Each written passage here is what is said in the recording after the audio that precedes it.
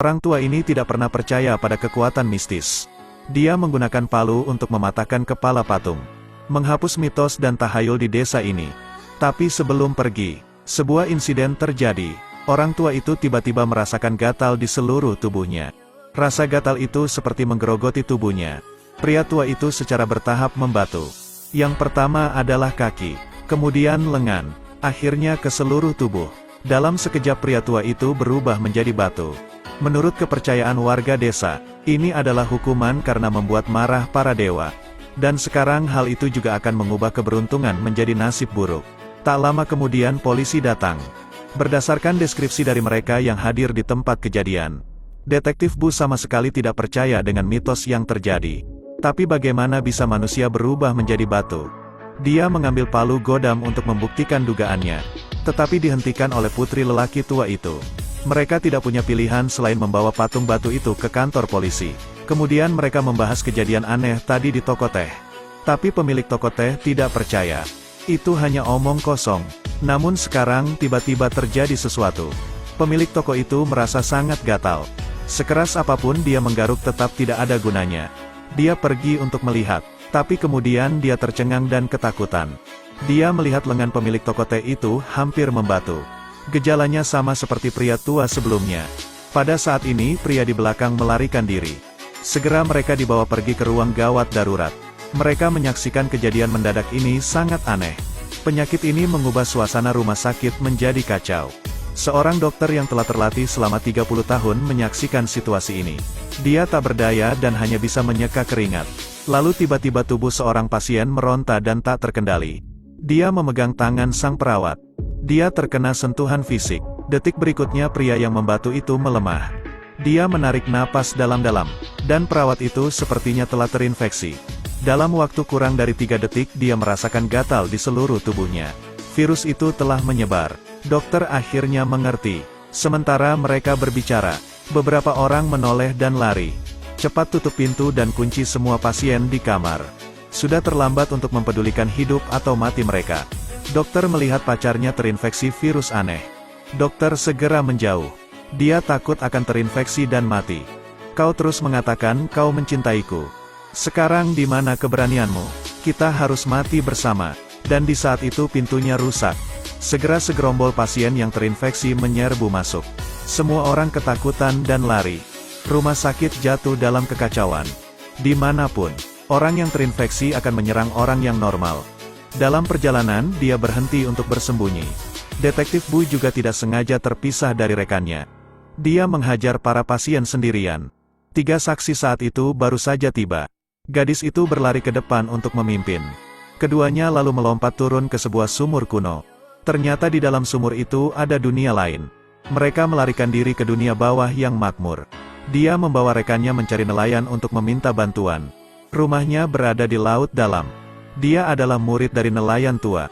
Dan yang mereka alami saat ini sama sekali bukan kutukan. Itu virus. Ternyata saat itu terjadi kebakaran besar di kota. Dan hanya ada 1 orang yang bertahan hidup. Dari sana dia pergi ke desa untuk meminta bantuan. Tapi karena kebakaran itu, wajahnya rusak dan dia dianggap monster oleh seluruh warga desa. Sejak saat itu dia bersumpah untuk membalas perbuatan penduduk desa ini. Orang tua itu mengeluarkan tas. Menunjukkan ada cara untuk menghentikan wabah virus itu. Dari sana ketiganya kembali ke kota. Belum sempat membuka tas, mereka dikejar oleh sekelompok orang yang terinfeksi. Terakhir dia melarikan diri ke kantor polisi terdekat. Dan bawahannya adalah Tiban. Dia bersiap untuk menyelamatkan saudaranya yang ditahan di sana. Juga mengunjungi ayah Lily. Tak lama kemudian suara teriakan memecahkan keheningan. Sekarang beberapa orang yang terinfeksi telah masuk. Ketika mereka mendengar keributan mereka segera lari. Tapi terlambat, Tiban tertangkap dan terinfeksi virus. Detektif Bu tidak memiliki pilihan selain menyerah. Dia berbalik untuk pergi. Tapi setelah mereka mundur perlahan, orang yang terinfeksi berkumpul di pintu keluar. Mereka bingung. Kemudian mereka diblokir oleh rekan satu timnya Tiban. Mereka pikir dia akan membalas dendam karena telah ditinggalkan. Tanpa diduga, Tiban tiba-tiba membuka mulutnya dan berteriak, "Lari!" Meskipun Tiban telah terinfeksi virus, tapi ketulusan hatinya tidak pernah mati. Akhirnya dia berkorban untuk memblokir orang-orang yang terinfeksi itu. Jadi mereka berlari. Hari menjelang malam, tapi ada terlalu banyak orang yang terinfeksi. Segera mereka terjebak di dalam gang. Dan di belakang pintu itu adalah sekelompok orang yang selamat. Semuanya tidak bisa keluar hingga saat ini. Sampai seorang wanita tua muncul. Masih banyak orang yang terjebak. Saat ini Detektif Bu memikirkan tas yang diberikan nelayan itu padanya. Tolong buka tas ini. Ketika dia bertemu seseorang, orang itu menunjukkan jalan padanya. Hasilnya ketika dia membukanya, dia mengetahui bahwa ayahnya adalah tokoh besar. Dia memberitahu penduduk desa bahwa desa Fuan ada di seberang sana. Itu berarti mereka harus keluar. Bisakah mereka meninggalkan daerah itu? Dia dengan semangat menyerang orang-orang yang terinfeksi di jalan. Akhirnya setelah pertarungan selesai, mereka bisa pergi. Sayangnya Lily ditangkap dan terinfeksi. Kemudian beberapa orang pergi ke desa bunga. Tapi mereka hanya bertemu dengan seorang gadis berusia 7 tahun. Dia pikir dia gagal. Ternyata sang guru telah mengaturnya. Dia memberikan penawarnya kepada gadis itu.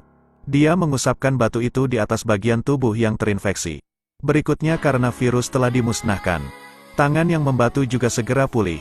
Tapi saat ini monster bau bergegas mendekat.